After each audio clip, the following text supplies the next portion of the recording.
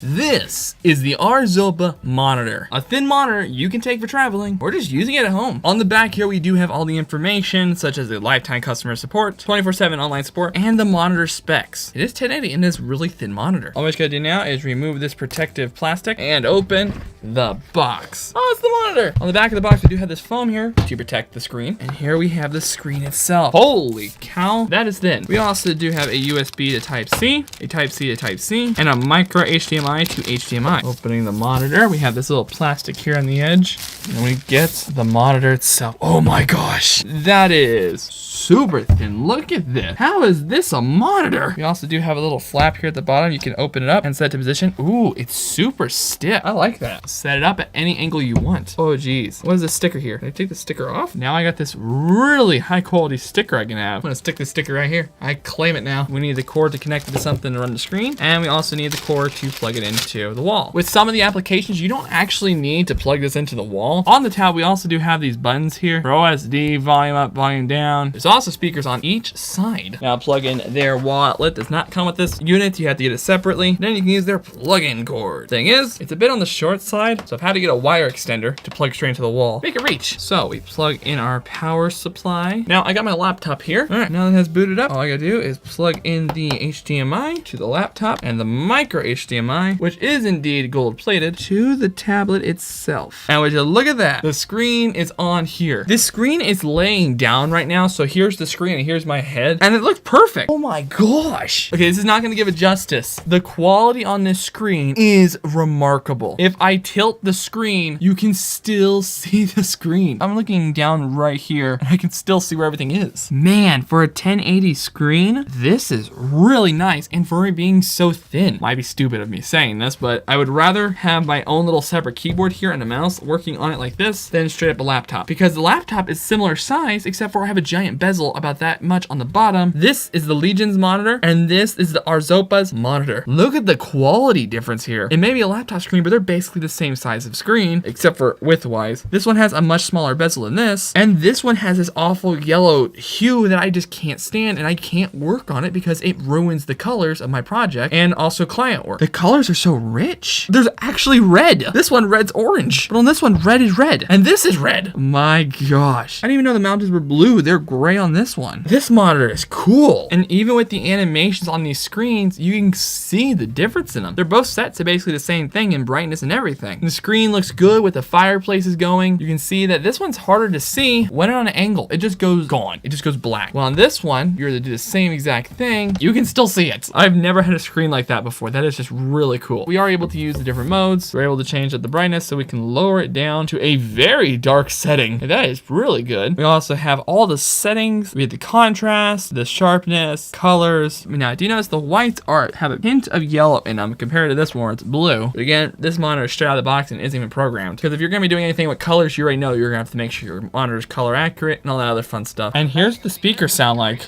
Away. If we just casually create an F2, the F2 tornado will spawn. The detail on this tornado. Speakers sound good. This is an ideal monitor for gaming. I'm definitely going to be bringing this with me when I go on a trip. All around a solid product that I am so glad I got because it just works. I hope this video was helpful with this pretty solid monitor.